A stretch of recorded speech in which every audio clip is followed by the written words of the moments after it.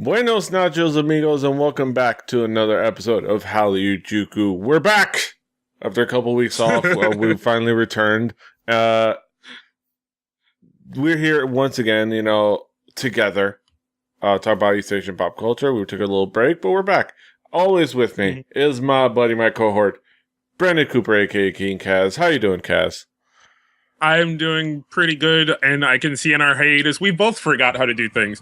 I've forgotten how to wear headphones, even though I wear them every day, and you forgot the special part of podcasting, which is the recording. The recording part.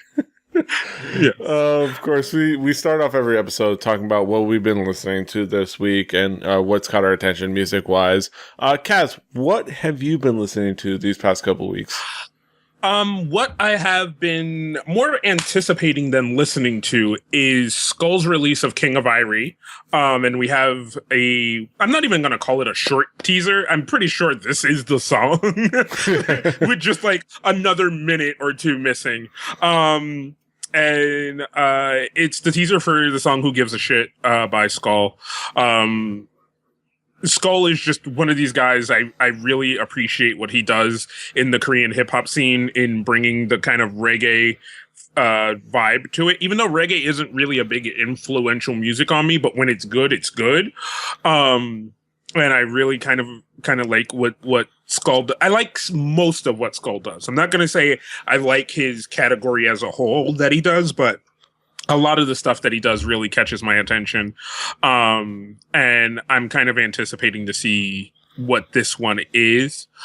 And this teaser video, like we were saying, is just kind of very standard Jamaican dance hall. Girls grinding and being acrobatic and Skull motioning to the camera, Yeah. A lot of motions of smoking and other illicit things, maybe. The funny cigarettes, maybe the funny cigarettes that apparently fooled G-Dragon, You see G-Dragon in the corner. But yeah, the ridiculousness and kind of the fun of the video. It's going to be interesting. See the dude Haha rolls with Haha's best buddy.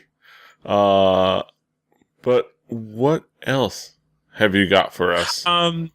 So I just kind of went with whatever the top stuff was on the 1K Leon Music YouTube. So there's a song from B.I.G., Boys and Groove, called Hello, which is pretty much just a song kind of representing Korea. They talk about a lot of the things that, they love about Korea, Korean food and all that kind of stuff and all that. The thing that was most interesting for me was kind of not the vitriol hate of this song, but kind of the really pointed out characteristics of it. Like the dancing is kind of meh. The song itself overall is kind of meh.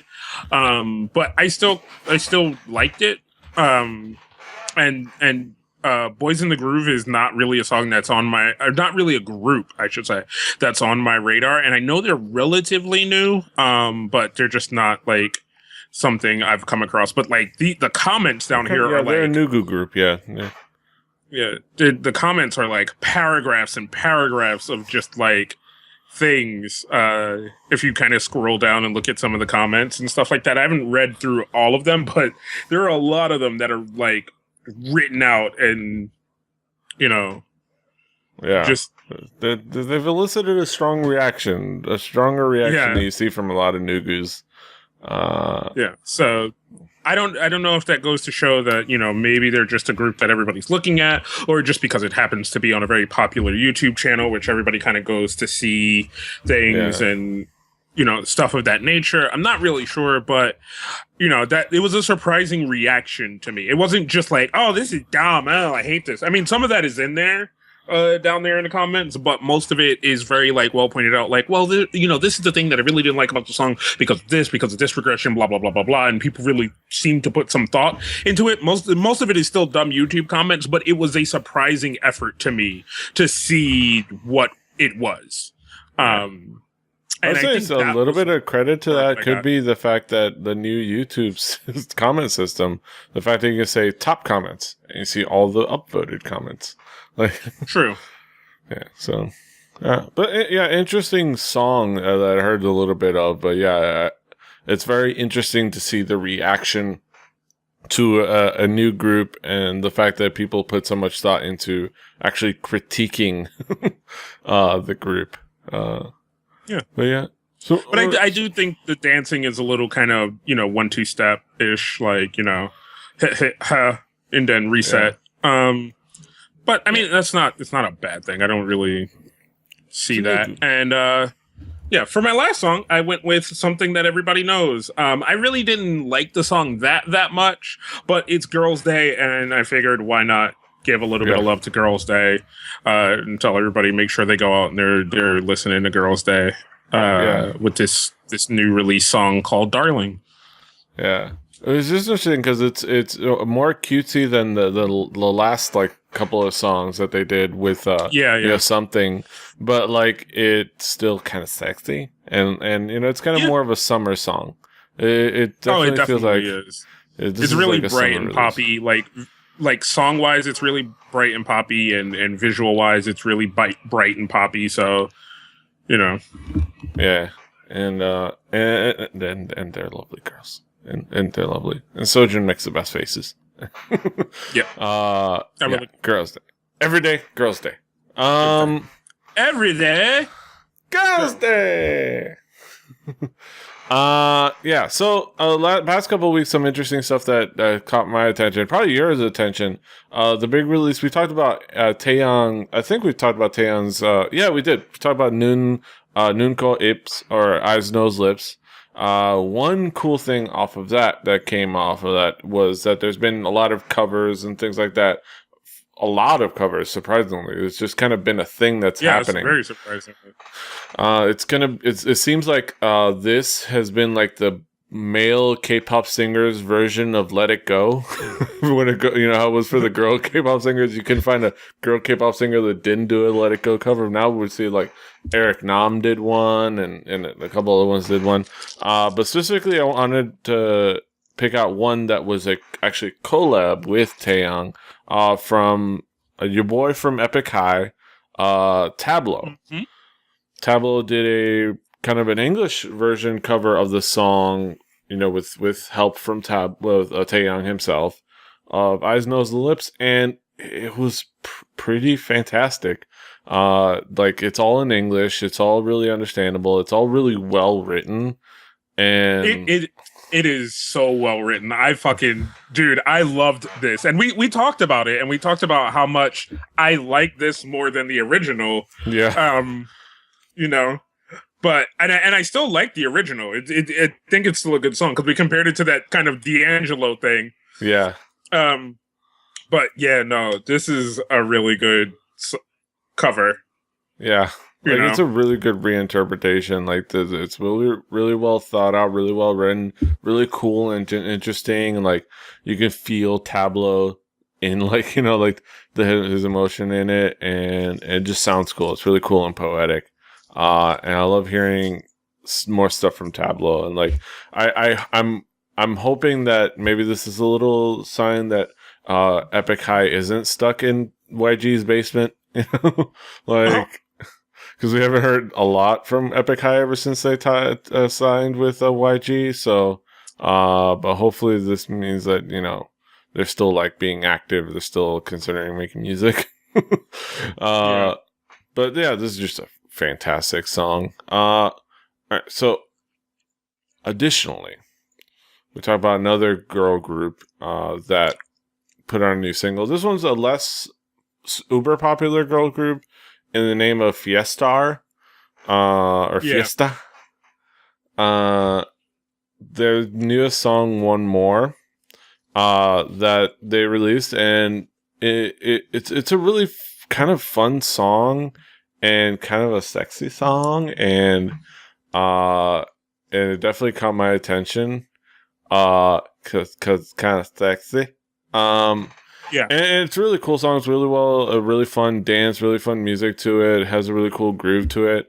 Like, it's really well done. And it's also gotten a bit of a controversy because it got banned by NBC. Even though they had all originally approved it for broadcast, NBC went back, hey, wait, what's going on here, and banned it because the lyrics might refer to a threesome. Because there's one part where it says, "Let's invite somebody else that knows a little better, into our thing here and have some fun." And of course, they kind of try to play it off and say, "Oh no, it's referring to a video game." It was like nobody believes that. But I thought the controversy was a little bit silly, not because of their reaction, which is of course is just something they have to do to be, in Korean broadcast, but the fact that it's an issue that they may be referring to a threesome, like like can't the song just be about maybe having a little fun? Nah. Yeah. Korean broadcast companies, it's just like they got to censor things for the sake of looking like they're censoring things and doing their job. Yeah. Well. Korea still wants to be the most wholesome place in the world, where you're like, no. Yeah, where they're very they're very conservative about sex. They're very reserved about sex. I mean, aside from their billion-dollar sex trade industry, the prostitution industry, they're very conservative and very reserved about sex. But yeah, as these. Yes. But yeah, it's just a really fun song. Did you get a chance to check out this song? I listened to it a little bit. It didn't super stand out to me, but I thought it was cute. Yeah, it was cute. And I hopefully this works out well for them. They're a really cool group. But moving on to my other song. All right, so this is interesting. This is a song that I kind of been anticipating, just because I am a fan of Hyomin in general. Tiara is a really cool group, but specifically Hyomin, and specifically because of Chunchun Bulpe, Invincible Youth. And I was kind of hoping for some really cool things from her single. So Hyomin released her debut single, Nice Body. And part of the teaser was, part of the kind of the hype about it was that there's going to be a 15 plus video and, a T-rated video and an R-rated video. I was like, what? It's going to be R-rated Hyomin? And what turned out is that there was going to be the regular video and then there was going to be the dance version. It just happened that they got rated differently. But there were the two releases of the video for Nice Body, and it's a Brave Brothers track. And pretty much everything that comes with being a Brave Brothers track. And if you've heard a Brave Brothers track, you know what a Brave Brothers track sounds like. And here's another one.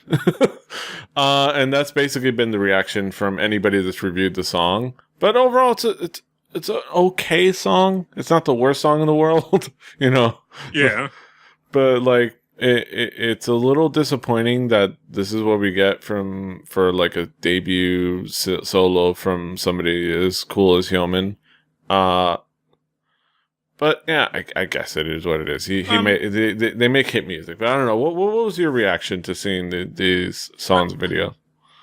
I like the song. The song is really fun, and the video could have been a lot more fun. Because the way it starts is with her with the kind of in the bodysuit, and maybe if you made a more fun of her working to get the nice body, but it's just she kind of instantly all of a sudden has the nice body. And then it's just oh, okay. Oh, there was no resolve here. There was just oh, okay, now she has a nice body. Great. Yeah. But the song overall I like, and the video is really cute and fun, So yeah. And the dance is good. That's pretty much it. Yeah, that's pretty much it. The dance is good and the song is good. Loco's contribution, he did an okay job. Not as much as I was hoping for from him, but he contributed there. But yeah, I think the general consensus is that it's just kind of, all right, at this point, Brave Brothers, that Brave sound is kind of getting a little repetitive, and you kind of hear a lot of the same songs. But I think you hear you also the dance version works out relatively well, and I like just seeing the dance and not trying to have this kind of. I actually like the dance version video better, not just from it being 19 plus rated, but just for the song fact that it's just focuses on being a catchy song with some fun dance moves, and here's the artist just kind of performing the song. Rather than kind of, I think that because the story of the video doesn't quite work, I think stripping that away and focusing just on, dance moves and the song works out better for the song.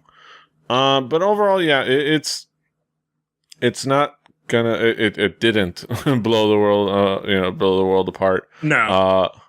But yeah, it was a good song. It's just kind of disappointed. This is the solo debut song, and it's just kind of okay, which is disappointing because as for somebody who adores Hyomin and wants to see her do well, to have her debut song kind of be an okay song is a little sad. But yeah, a little nice body, and she does in fact have a nice body, and we can all confirm that. Yes. We can. But for our last song, this is a song that definitely caught my attention, and it's honestly been the only song that I've been able to really think about for the past few days. And that is, we're going over to Japan to a group by the name of Far East Mention Mannequins, Agency Syndicate, something like that, or FEM, with a little ditty called "Fuck Boys Get Money."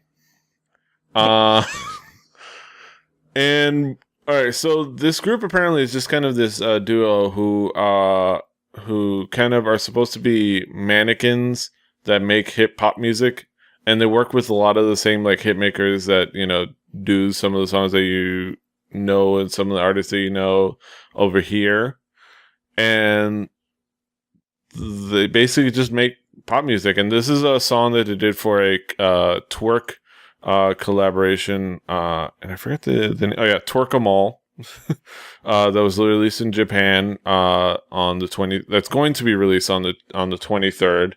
There's going to be a whole bunch of songs from names like Duck Sauce, Spankers, Major Lazer, Busta Rhymes, featuring Nicki Minaj, all the twerk aficionados, and they're gonna be they contributed this song to it, and it's a very odd song and video, but I think ultimately fits right in with modern pop music, and I think just it kind of works, and it's just so super catchy. I don't know, what was your impression? Did you get a chance to listen to the song? It is definitely super catchy, and like kind of this silly pop style that like is following Kiori Pamu Pamu style in a sense, and like the kind of oh god damn it, the Japanese rock group, the Baby Metal. Yeah, Baby Metal, kind of like, and with just kind of the stylings of those two, because a lot of that stuff is recently being influenced by Kiori Pamu Pamu, in a sense, and this is very like kind of reminiscent of that, just not as colorful, and it's very Nicki Minaj in a sense, Yes, very Nicki Minaj, very like, and I think that the twerking is done well, and I think. Overall, like the quirkiness and the weirdness is something that has already been a part of like modern like EDM-y trap twerk music. So it's something that fits right in and does it really well. And it's just like it's an earworm. It just kind of gets in your head, and like you end up just being listening, singing like in your head over and over again. It's like fuck boys getting money. And that little dance, fuck boys get money. But yeah, it's just a fun song, and y'all should check it out. It's just so much fun. Yep. But that's all. I agree. Yes. But that's all for our what we listened to these past couple weeks. We're gonna head over to our headlines, which are where did they go? I forget where we had them. Over here? Over. Oh yeah, over there. Okay, over there.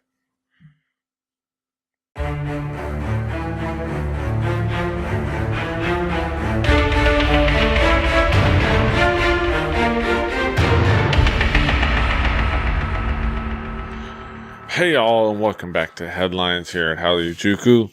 We're going to talk about some of the happenings around East Asian pop culture. But first, the big headline is the reason for our little hiatus. I think half of the reason, Nerdtacular. I was at Nerdtacular and this past weekend, and I got to hang out with a bunch of our friends, including our buddy Jaime, Mitsula, our good friend Curly, fellow, streamer extraordinaires, Curly, and Viking Lass. Got to hang out with Brett, my co-host on Record Breakers. Got to smoke a cigar for the first time ever, surprisingly enough, and had a good old time hiking down a mountain on a whim. And not a lot of East Asian pop culture stuff on that trip. Didn't even get to meet Scott Johnson's Korean adopted siblings, which is a shame because I kind of wanted to talk to Matt about how it was to be an adoptee, and if he had seen there's a great documentary called AK Dan on YouTube now that I would love to have mentioned to him or discussed to him with, but that's beside the point. The main thing I wanted to talk about from that trip was my couple of days in Vegas afterwards. So I basically did a kind of a Korean food 3-day tour of Las Vegas, and all guided by Mitsula. And it was definitely interesting. First stop was actual legit Korean barbecue, which I'd never had before. And we had the grill in front of us. We had the person, it was all you can eat. We had the nice lady bring us out some meat, and we grilled the meat and we ate it, me and Mitsula. And we had some fantastic bulgogi. We had samgyeopsal, pork belly. We had beef tongue. We got meat drunk, is what I'm trying to say. We got nice and meat drunk. You're an aficionado of the Korean barbecue, I believe. What is your go-to kind of menu at a Korean barbecue? What is your go-to thing, especially like the all-you-can-eats? Usually the beef. Like whatever beef they bring you is usually really, really good. I always love that stuff. And it's just kind of, I don't know, I usually just let them bring me whatever they want. Yeah. That's some good stuff out there.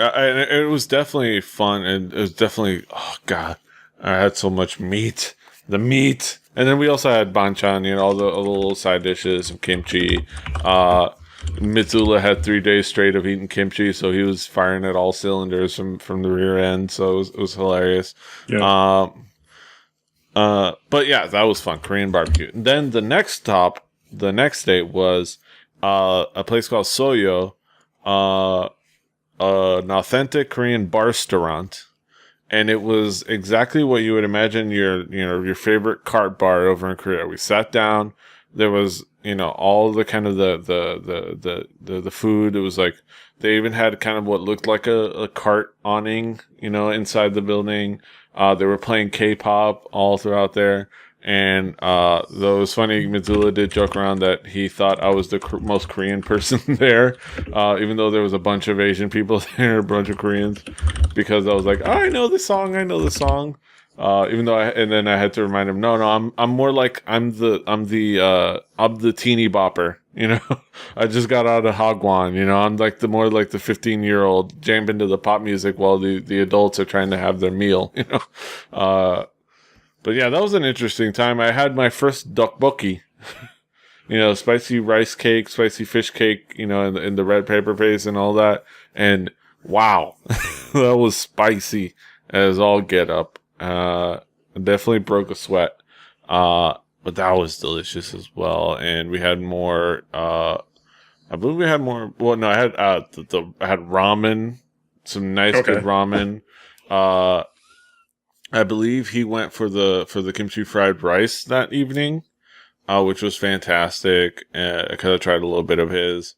But yeah, I had the big beef ramen, and I know he had like an egg in his dish, but he gave it to me, and I ate it in mine.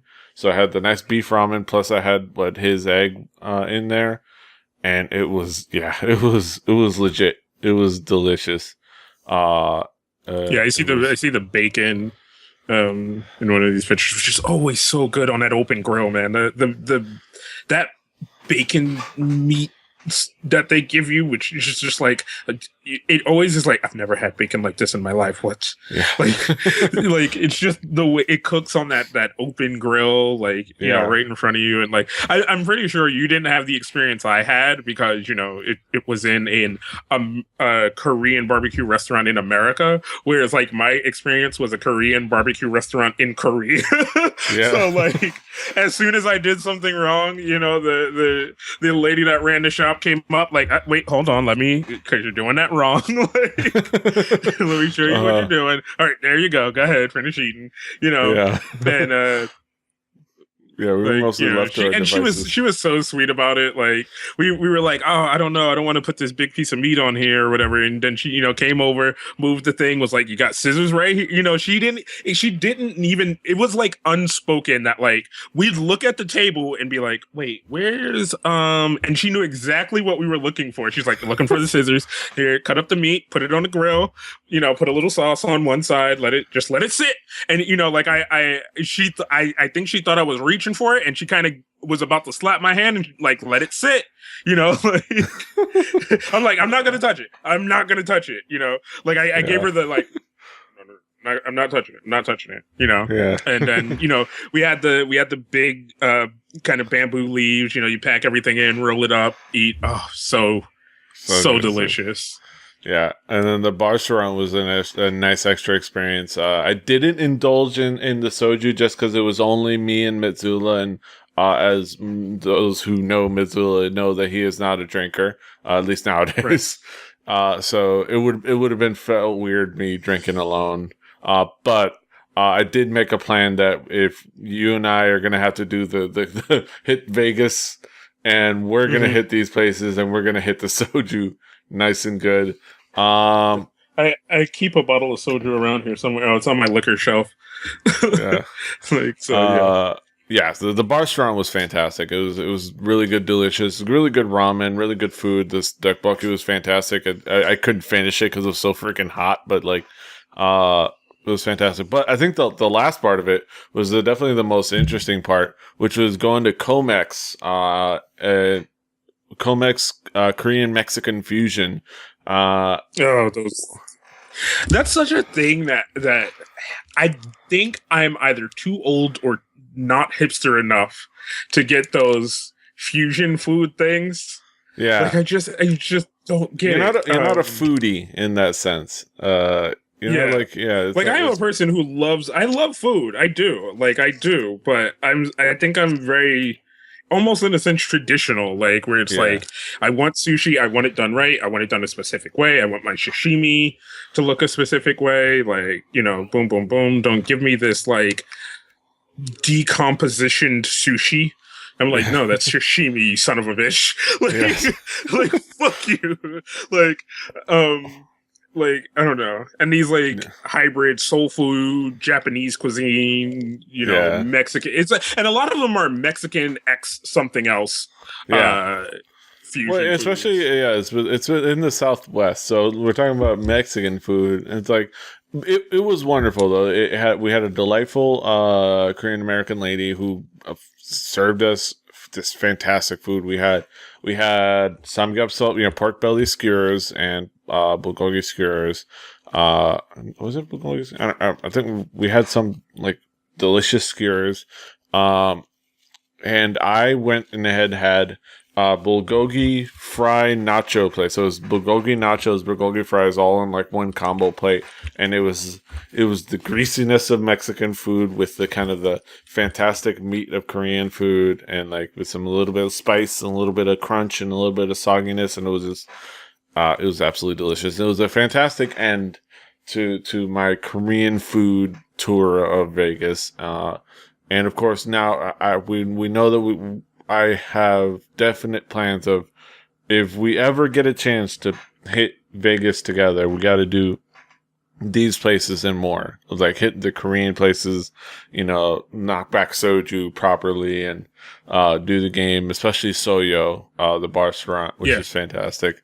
Jam to the K-pop, be the annoying 19-year-old kids listening to the young people music, being rowdy next door after getting out of Hagwon, but that's what we'll be. But it'll be fun. Yes, fantastic food. But moving on to our proper headlines, to what we're here for. Crayon Pop finally opened they've been opening for Lady Gaga for the past couple of weeks, as we've been anticipating. And so far it's actually been doing pretty well. I've been very, very, what's the word? Very diligently viewing fan cams. Oh, okay. Very diligently viewing fan cams to say, I've been like a remote stage mom like this whole time, just like, is she doing well? Oh, look, her English is so good. Oh, and then like I've been watching the reactions. It's like, they like them, they all like them, because it's like every stop, every song, they've been getting nothing but cheers from like the audience, and from obviously people that were there down in the expensive seats, who were there for Gaga, were there for Lady Gaga, obviously, but who are there and were enjoying the show, and their English has gotten so much better, and they even on their Montreal stop did a little French, their basic stuff, but it was good. They have everything kind of well rehearsed. I should have asked Patrick Beja. Yeah, I should have asked Patrick Beja. Who's, I imagine, her very diligently planning Leonard-tacular, which is going to be in his basement, in his apartment by himself, because nobody's going to come over to France. That was the fun. Patrick Beja was hilarious to hang out with. I would say he was fun. His scarf, the entire weekend, because he's so gosh darn French. But moving on, Crayon Pop did a fantastic job. And I don't know, and I've been like this proud stage mom like this whole time watching all this stuff. Have you ever had that like feeling that like your little group, or pop group is? Well, when I was more like a big giant fan for AKB, it was always when events and things come up, you're like, oh, okay, yeah, like she's doing really well. Look at all the votes she's getting. Yeah, okay, cool. Like, and looking at concert stuffs, and you're like, oh, is she going to get a chance to get out on the stage? Yeah, they put her out. All right, cool. Like, I know everyone's loving, all that shit. But now I'm an Uncle fan. I passively just watch it, and I don't give a fuck about the drama. As in our last story. Yes. Which I want to move our last story up and then do the other story so that we don't go into our other thing on sadness. Okay. Yeah, we can go to our last story, and I'll let you kind of give a little a description if you want.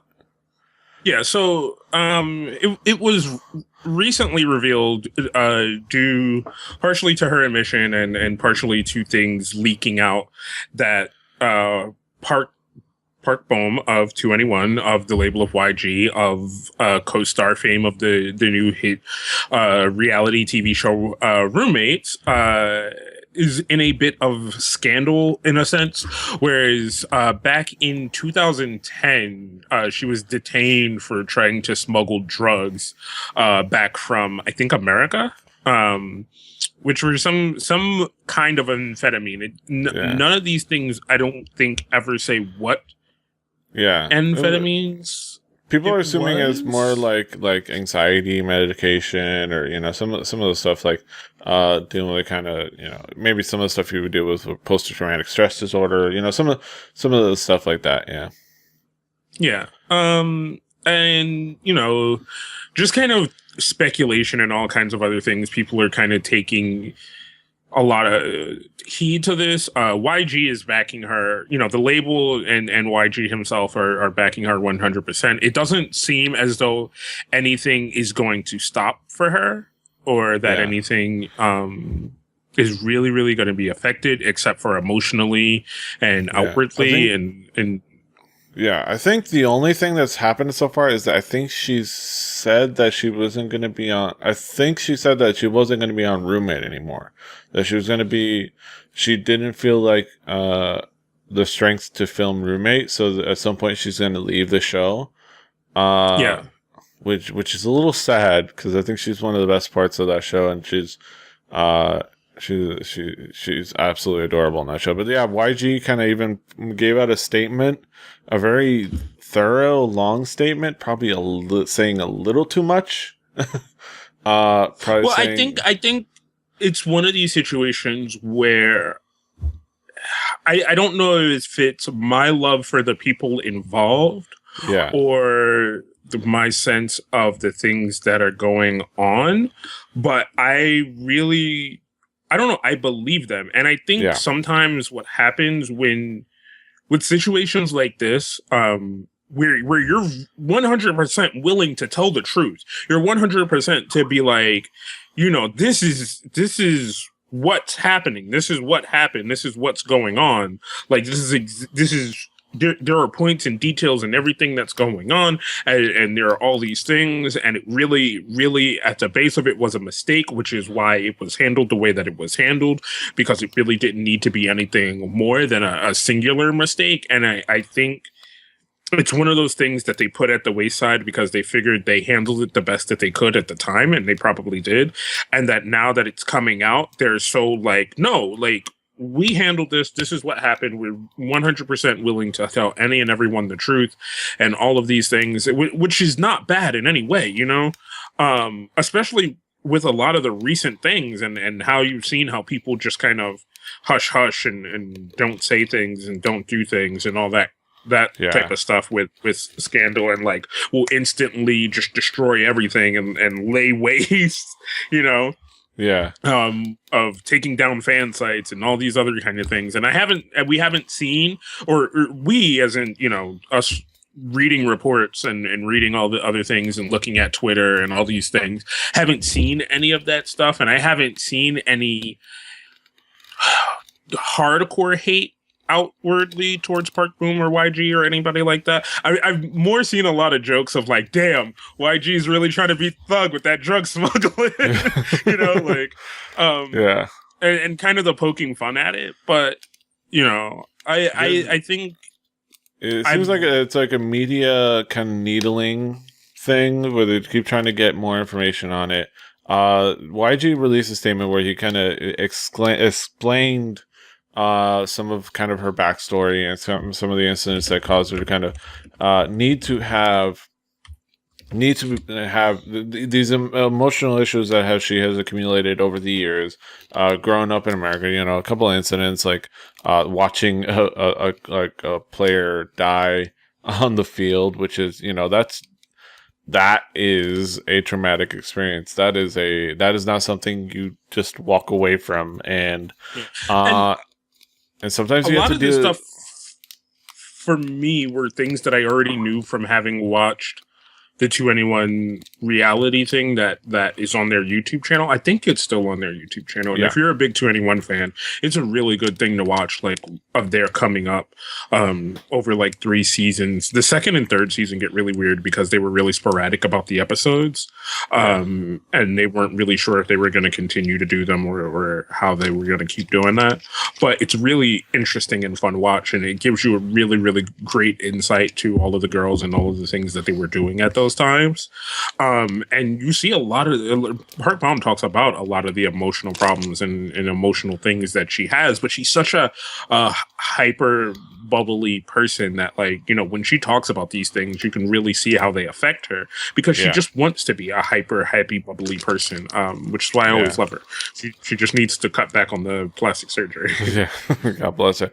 But even and this is also ties into, you know, mental health and understanding of mental health and how people deal with that. And sometimes you need medication, because sometimes your mental health ties into your chemical well-being. It's an actual chemical issue, and it's an actual thing, physiological issue.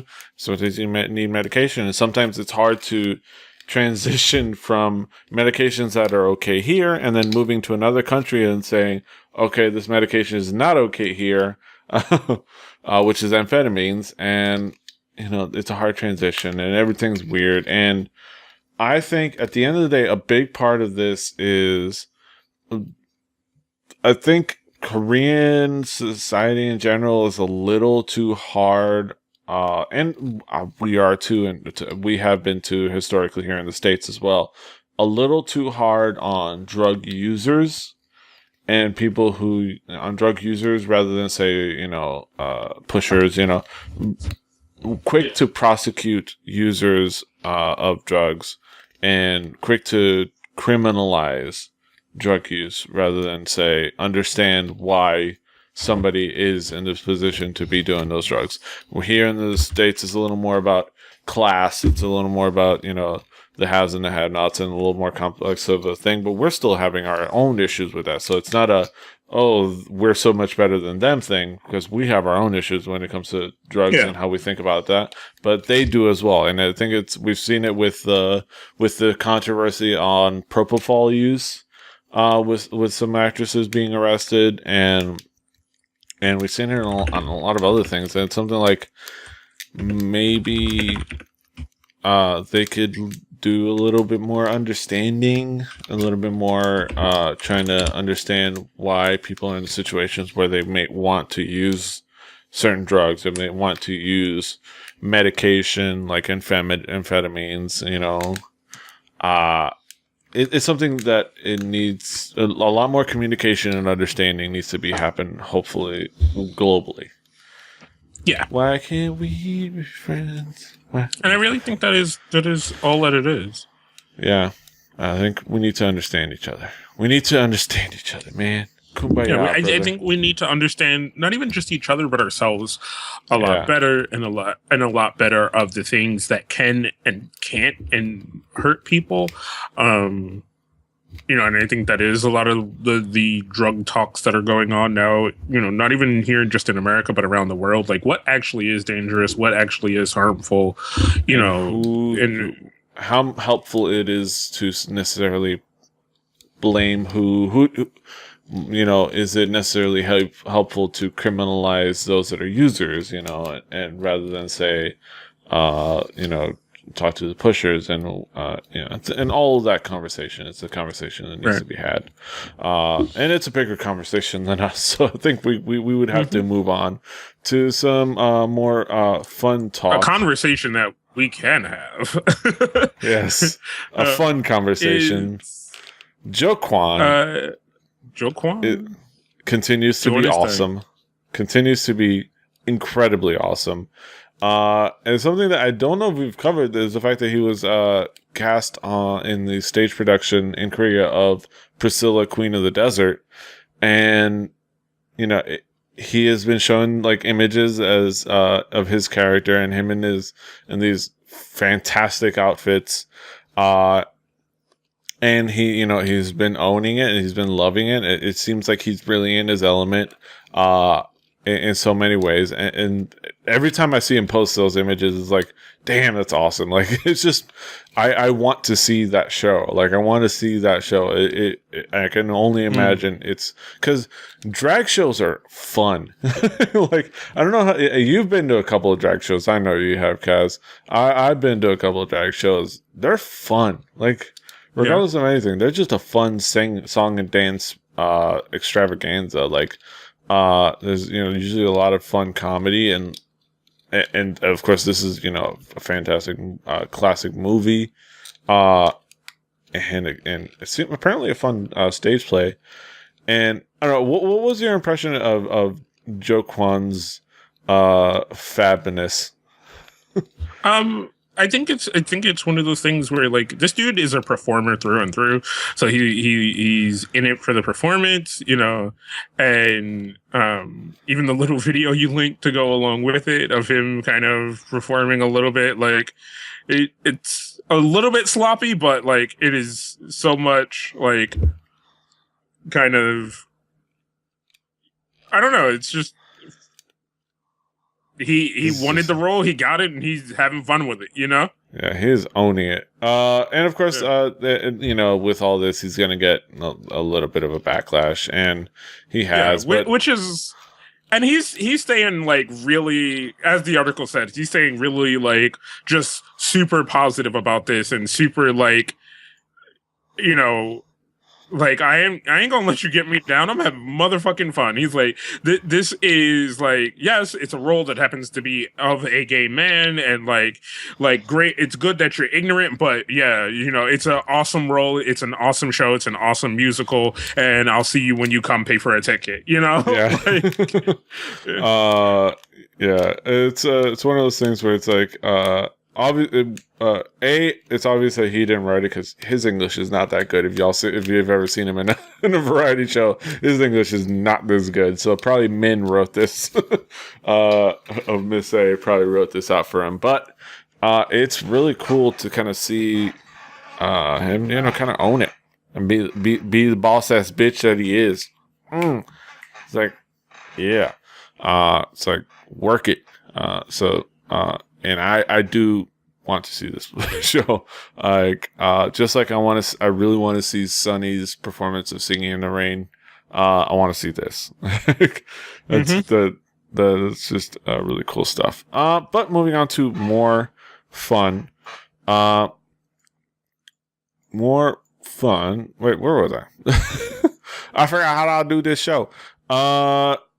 Oh yeah, no. Jo Kwon's fabulousness. That is it for our headlines. You know, a little bit more further. All right, so now we're going to talk about something in our next segment. We're going to talk a little album review. Hopefully, make this a regular thing. We're talking about some FX, something we've been excited about. So join us on the flip side.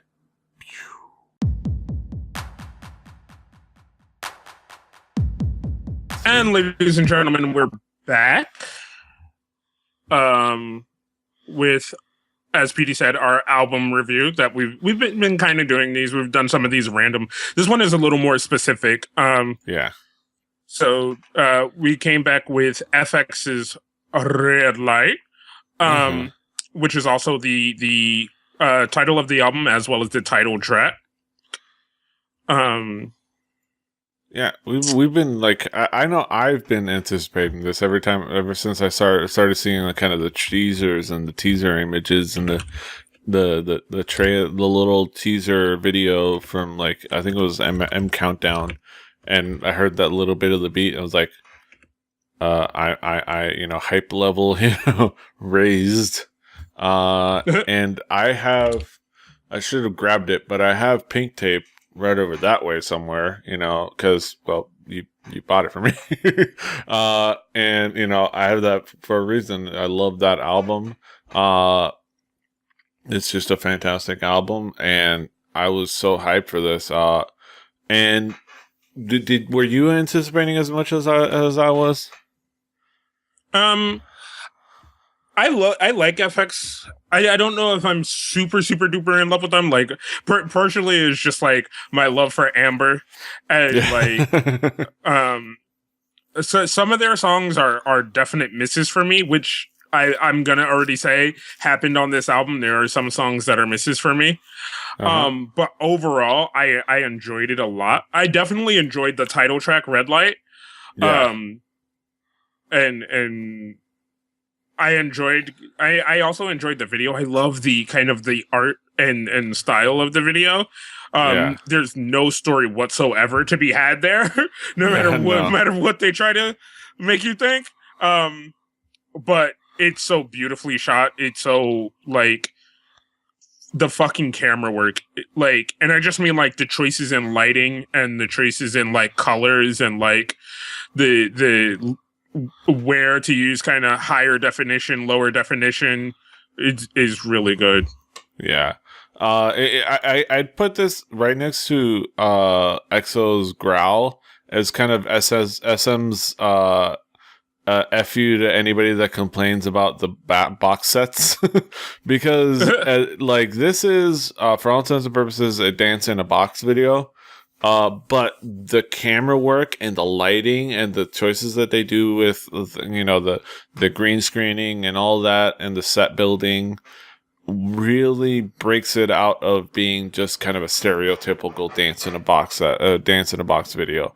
Like it just all that makes it so that it doesn't feel like those videos feel. It doesn't have the negative of those, while still kind of having all the positives of kind of keeping to one location and, you know, keeping things contained so that you have a sense of consistency with the sets and the feel of the video. That I think that is always the positive of dance in a box, you know, the box sets, which is where the consistency of it all, which is what I think helps this video a lot. Like the video is just so cool and so much fun. Yeah. Oh yeah, definitely. Yeah. So, and we've also been listening to the album quite a bit. It has some fantastic tracks that they've also been promoting in a couple. They've been promoting in their showcases. What would be what would be some of the kind of, you said you had some hits and misses. What would be some of your like favorite tracks that you would pick out of it? I really liked Red Light. I liked Milk. I liked Boom Boom Bang Boom.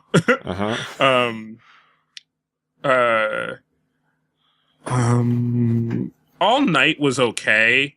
I'm still not super sure about that. That's track number 5.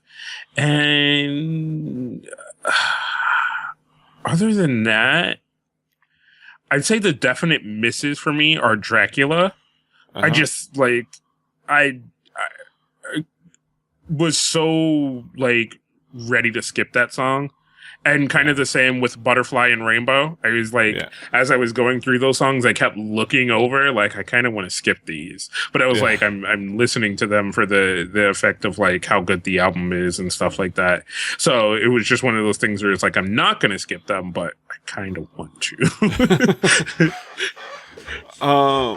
Yeah, I definitely agree with you on Red Light, and I really dug Milk. I actually dug All Night quite a bit just because of it's like Bad Rabbitsy kind of disco-y funk feel to it. R&B sound to it. And Muchige, the Rainbow, I actually kind of dug. It's a weird track. It's very hip hop style. It's very hip hop sound.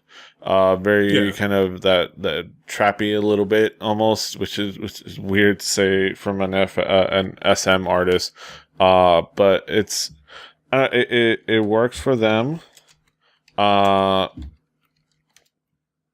I think it's a fantastic track on the album. Let me look up the album again. I probably should have put this up before the show, but hey, what's the fun in that? Dracula, you know, I definitely agree. I like the song, but I can see why it could turn somebody off, especially kind of the corny intro part, trying to do the thriller, the aspects of it. And, you know, a couple of the other songs probably didn't work as well. I think the main thing I would say about the album is that it's pretty front-loaded overall. Like, and that's something we've talked about before. We've talked about song arrangement, and I bet you if I went in here and I rearranged these songs, I'd have a different feel. Yeah. You know? Because I think sometimes in that sense, track arrangement can make or break you. Yeah. And I think that track arrangement for me was the reason I really liked the My Name album, was because I felt like the songs really flowed well together, where sometimes in like Red Light flows into Milk really well. Milk does not really flow into Butterfly that great. And then it's kind of a mix in the middle. Like there's this weird mix in the middle of slow and fast songs, and up tempo, down tempo, stuff or whatever. And it's just because FX has this wider range in their music, which is really good, which is what makes me love them so much. But the arrangement of songs just, I think, is what got me. Because there's always a definite flow to an album, and that's what really makes a nice album. And Pink Tape had that. Pink Tape flows so well, track to track. Yeah, it definitely flows so well, and it's just an album that I can always just kind of listen to from front to back and not really want to skip anything. Where this one has a good head of steam at the beginning, with Red Light and Milk are both fantastic tracks. Butterfly, I would say, is slightly forgettable, just because not listening to it now, I don't really remember it all that much. Then Mujige does really well. Rainbow and All Night, like I said, has that kind of that disco-y fun feeling. And then, there's a couple more tracks and it just kind of, okay. Yeah. And it just kind of loses steam. It just kind of putters to the end. It's something that we talk about Record Breakers, where our buddy Drew, has chronicled as an active recording artist how much thought is put into the first 5 tracks of an album, and how everything else is kind of a second thought to the first 5 tracks of an album, and how much that is considered the important part when arranging an album. And so let's say this, right? Let's say Red Light's a mini album, 4 or 5 track mini album. What are your 5? 5, Red Light, Milk. I would throw definitely Mujige. I think Dracula is it's well received enough to want to throw in there. Summer Lover, you want to throw in there. It's not necessarily the better song, and this is me arranging an album for them. But it's something that Amber contributed to, so I think it should be in there. And it's a good summer song. And let me see, Red Light, Milk, Mujige, Dracula, and Summer Lover. I think that would be a good solid 5 song. And I'm not saying those are the best 5 songs of the album, but if I were just off the top of my head arrange a little mini album off of these tracks based on kind of what fits together and what I think would be important to include, those would be the songs I would include, just off the cuff. Just those are the ones that stick out to me. I think for me, it's Red Light, Milk, All Night, Summer Love, Paper Heart. Because Paper Heart is a really good last song to me. Okay. Yeah. Red Light, Milk, All Night. I do that. Yeah. Red 1, 2, 3, 4, 5. Yeah.